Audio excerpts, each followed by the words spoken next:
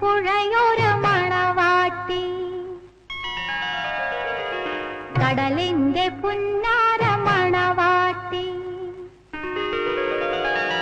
16 തികഞ്ഞിട്ടും കല്യാണം കഴിഞ്ഞിട്ടും പാവാട മാറ്റാത്ത പെൺകുട്ടി